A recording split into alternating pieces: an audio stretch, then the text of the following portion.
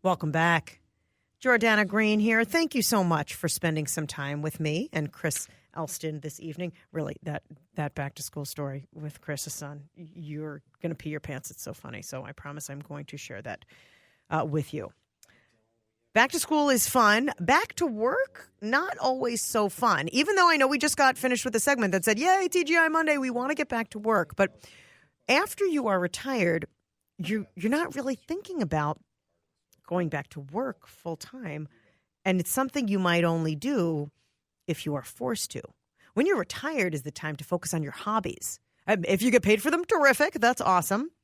But you don't want to have to work for money. You want to be able to enjoy other things. And work if you want, absolutely. But not because you have to. Well, that is a sad truth for many, many seniors in America because they have no choice. So they're going back to work. Financial professional Larry Kallevig is from Haven Financial Group, and he is telling us about this increase in what's being called, and I'm using my radio air quotes, old person jobs. Larry, I'm so grateful to have you on the program tonight. Good evening, Jordana. When you talk, I feel like I hate that term, old person jobs. Maybe we'll say post-retirement work. We got to change that name. What kind of jobs are we talking about, Larry? What are seniors doing? Well, jobs, the so-called old person job, I kind of define that as maybe jobs that don't require maybe as much skill, and of course they pay less, typically 5 to 15% jobs. But what I see, people are just working longer, and maybe they want to work longer, but what I find out is most of them just haven't planned for those retirement years, and they just can't retire comfortably, so they continue to work. I am seeing a lot of, I mentioned the bus drivers. You know, a lot of folks that drive buses in our district out in Eden Prairie, there are people that had retired from their jobs, but either were bored or wanted to go back to work for the money. You know, the extra money is great and the hours are good, and then they get the infusion of the kids when they're not being sassy. You know, it's fun to have. What are some other jobs that elderly people are taking that they feel comfortable doing? Well, it's interesting you say the bus driver because I had a client in last week. He couldn't wait to get back early tomorrow morning to haul those kids around in Lakeville. But I tell you what, you know, the work for 30% of the country, 65 to 69-year-old, they're still working. And most would say, and I hear this frequently, they're working because they need the income. But in recent years, probably the most prominent is they need the health insurance or the health care benefits. Okay.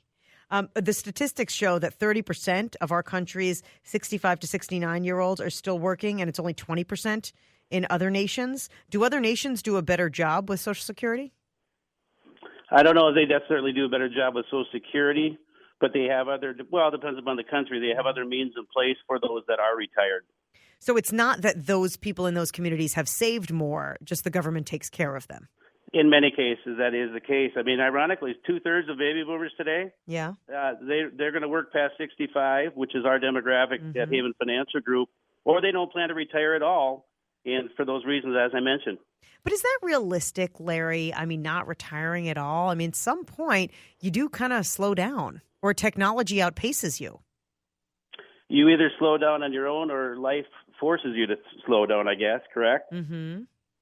But, I mean, the jobs that for those 50 and old, the job, as far as the job outlook, it's gotten a lot better since the 90s. However, they're resorting to jobs that are left over that maybe not necessarily everybody wants, which are those older, more mature person type jobs. Mm-hmm. Give me an example other than the bus driving. Well, I had a gentleman, a large machinery operator in here a couple of weeks ago, and he's 64. He's saying, my body's wearing out, but the fact is I have to keep working because I have to have the health care coverage and the health benefits. I get that. I see a lot of elderly women in particular at fast food jobs. You know, and they're so great because, you know, you pull up to the drive-thru and there they are being all cheery and all sweet. And they're in great moods, you know, to see you. And it's sweet because they value the job, or they know they're only doing it a couple of hours, you know, maybe a week. But I know they probably don't want to be doing it. They probably don't. And if anybody had anything to complain about, it would be them. But their warm smile just warms up the atmosphere, does it not? I know.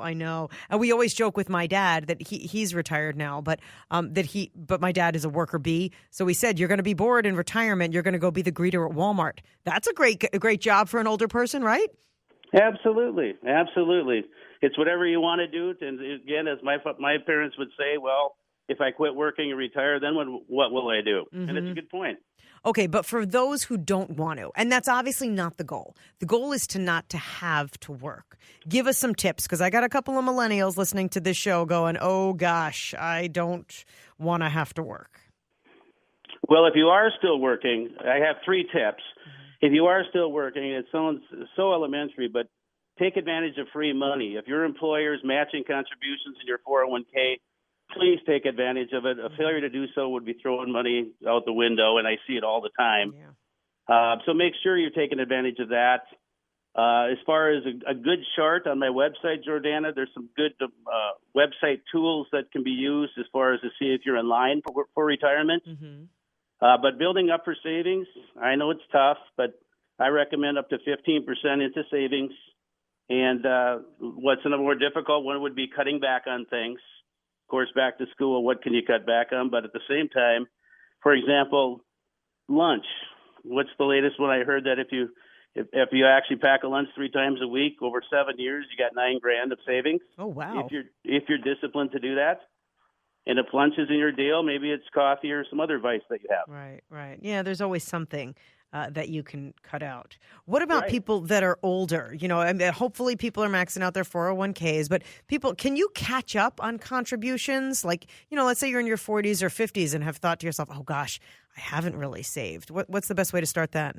That's a great point, because retirement accounts are designed to help older workers catch up. Maybe the empty nesters, and there are a lot of people that need to catch up. And quite frankly, the requirements or the amount that you can contribute, younger workers are capped, of course, with 401s and IRAs, relatively 18,000 and 5,500. Are they really? Okay. Yeah, but if you're over 50, the catch-up rules apply, which is an additional $6,000 for 401s and $1,000 for IRAs. So if you're serious about maxing those out, they definitely take advantage of those different types of savings. Wow. I didn't realize they were capped when you were younger. Now, you know, you think your 401k, this isn't free money when you retire. You actually pay tax on this money when you retire, correct? Oh, yes. The IRA will want their portion. Of course, that kicks in at 70.5, and we help people all the time factor into their tax planning. But playing catch-up just helps fuel the retirement as you get closer to that age. And if I could add, you know, make sure you're not paying too much in fees. I know it sounds redundant, but 401ks typically have a fee of about 1%. If you're paying more than that, look for alternatives. And the one that we probably get tired of hearing about is wiping out debt in retirement.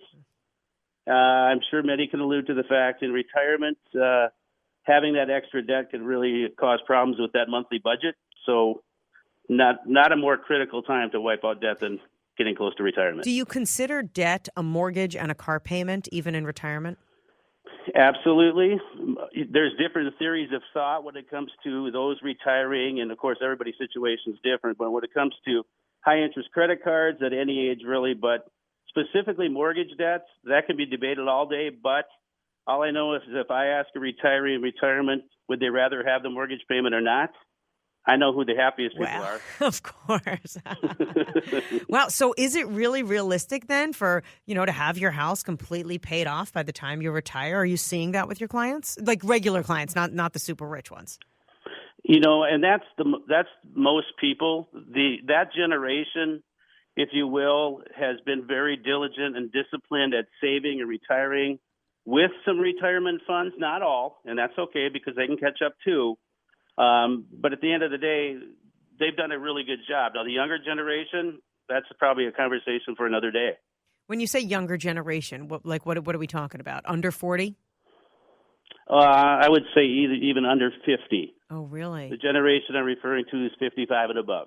Larry, when people scare us and say there's not going to be any Social Security left, it's not going to exist, the money you're paying in, you're never going to see when you retire.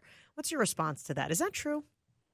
There's a lot of fear-mongering that goes out there, and, you know, a lot of those conversations are rightfully so. But for those that are in that age of looking to draw Social Security, I wouldn't let that be the motivating factor. Now, of course, we can turn the TV on and listen to talks about Social Security basically any time of the day. But there's going to be significant change. but I don't think that should be the motivating factor for when you should or should draw Social Security. Every situation and person's different. Hey, Larry, we have a question from a texter.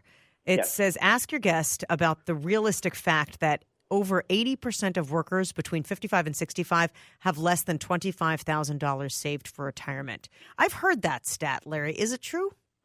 What was that age gap again, Jordana? Between 80% of workers between 55 and 65 have less than $25,000 saved for retirement. I'd heard that statistic on lower ages. Mm-hmm. I know with our demographics of our clients being 55 and above, I think that number seems high, but at the same time, it is a problem. Yeah.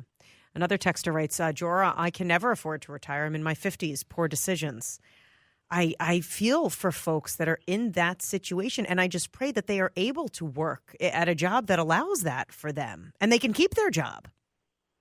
Correct. It's those that we sit down with that are in their high 50s that health has not prevailed, and it's got the best of them, and they're in a tough situation. Those are tough conversations. Tough conversations.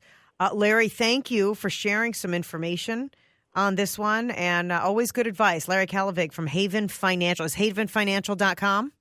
havenfinancialgroup.com or Haven Retirement. Thanks, Jordana. Thank you, Larry. Have a great night. You as well. Take care. Don't beat yourself up, texters. Look, you say, poor decisions, can never afford to retire. Do not beat yourself up about this.